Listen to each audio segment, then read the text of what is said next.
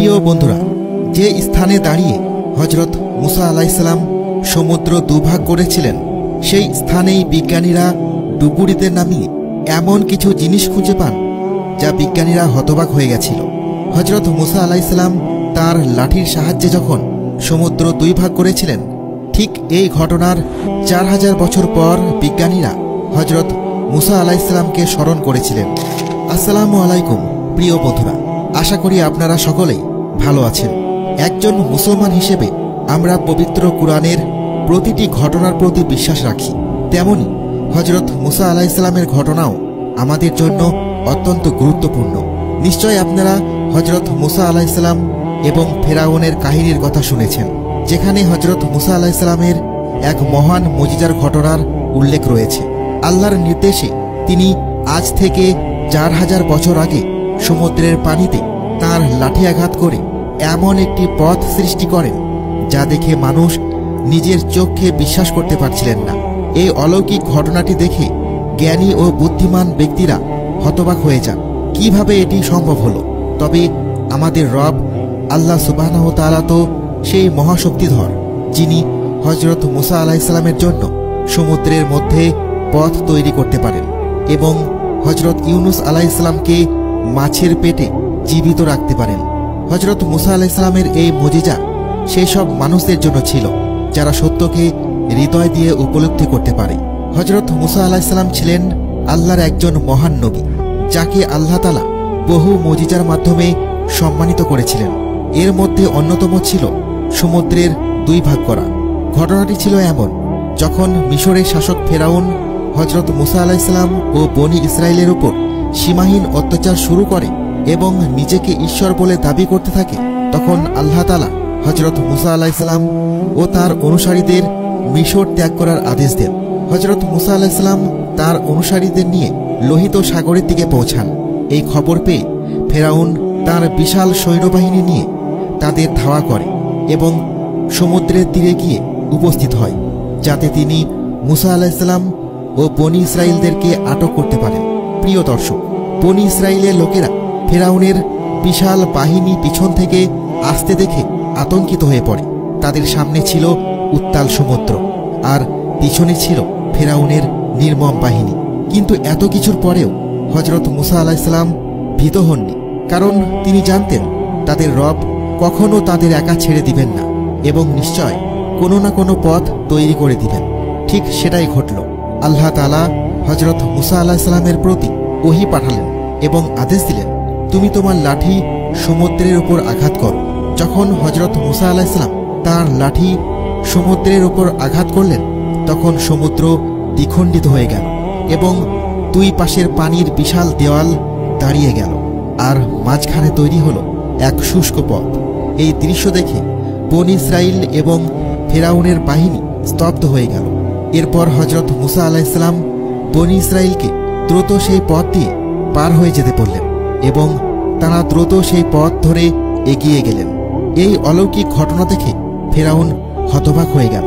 সে ভাবতে লাগলো, মুসা আলাইহিস সালাম কিভাবে এই কাজ করলেন। এরপর সে সিদ্ধান্ত নিল, যদি মুসা আলাইহিস সালাম ও তার অনুসারীরা এই পথ দিয়ে যেতে পারেন, তবে সেও তার বিশাল বাহিনী নিয়ে সেই পথ ধরে এগোতে পারবে। ফেরাউন তার বিশাল সৈন্যদের আদেশ দিল, তোমরা সবাই এই পথ দিয়ে সমুদ্র পার হও।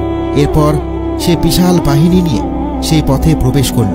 কিন্তু ঠিক তখনই যখন বনি ইসরাইল নিরাপদে অপর পাশে পৌঁছে গেল, আল্লাহর নির্দেশে সমুদ্রের পানি পুনরায় একত্রিত হয়ে গেল এবং ফেরাউন তার বাহিনী সহ সমুদ্রের গভীরে ডুবে নিঃশেষ হয়ে গেল। এভাবে হযরত মুসা আলাইহিস সালামের মুজিজার দ্বারা বনি ইসরাইল ফেরাউনের অত্যাচার থেকে মুক্তি পেল। তবে এই কাহিনী শুধু ধর্মীয় গ্রন্থেই নয়, বরং মিশরের ঐতিহাসিক বইগুলোতেও উল্লেখ আছে। তবে বহু বিজ্ঞানী ও ঐতিহাসিক একে কেবলই কল্পিত ঘটনা বলে মনে করত। কিন্তু এরপর এমন কিছু ঘটল যা সবাইকে বিস্মিত করে দিল। গবেষকরা এমন কিছু প্রমাণ পেলেন যা নিশ্চিত করেছেন যে কুরআনে বর্ণিত হযরত মুসা আলাইহিস সালাম ও ফেরাউনের ঘটনা সম্পূর্ণ সত্য। কিছু বছর আগে একদল গবেষক সমুদ্রে অনুসন্ধান চালাতে গিয়ে এমন কিছু জিনিস আবিষ্কার করেন যা তাদের হতবাক করে দেয়। রুশ গবেষক নোভেল জিঙ্গার এবং এন্ডারসন তাদের গবেষণায় উল্লেখ করেছেন যে আজ থেকে 4000 বছর আগে সত্যিই হযরত মুসা আলাইহিসসালাম সমুদ্র দ্বিখণ্ডিত করেছিলেন। তাদের গবেষণার ফলাফল bulletin of Russian academy of সায়েন্সে প্রকাশিত হয়। তাদের গবেষণায় উঠে আসে সে সময় লোহিত সাগরের তলদেশে একটি বিশেষ শিলা ছিল। যখন বাতাসের গতি 108 কিমি প্রতি সেকেন্ডে পৌঁছাত তখন তা একটি শক্তিশালী ঝড়ের মতো প্রভাব তৈরি করত। ফলে পানির ঢেউ সরে গিয়ে তলদেশের অংশ উন্মুক্ত হয়ে পড়ত, যা এক শুষ্ক পথের মতো দেখা যেত। এরপর 2012 সালে সুইডেনের বিজ্ঞানী ডক্টর রেনল্ড মোলার একই স্থানে আরেকটি গবেষণা চালালো। তিনি সেখানে ডুবুরি পাঠিয়ে সমুদ্রের গভীরে কিছু প্রাচীন ধ্বংসাবশেষ আবিষ্কার করেন, যা ছিল অত্যাশ্চর্য। তাদের গবেষণায় দেখা যায় সমুদ্রের গভীরে আজও ছড়িয়ে ছিটিয়ে থাকা ভাঙাচোরা রথের চাকা, 1000 বছরের পুরানো তরবারি এবং মানুষের ও ঘোড়ার কঙ্কাল পাওয়া গেছে। ডক্টর মোলার বলেন, এইসব নিদর্শন ফেরাউনের বাহিনীর। ডক্টর মোলার এই গবেষণার উপর দ্য এক্সোডিয়া কেস নামে একটি বই লিখেছেন। এরপর বিজ্ঞানী ডক্টর রন হোয়াইটও একই স্থানে গবেষণা করেন এবং আরও কিছু প্রমাণ সংগ্রহ করেন।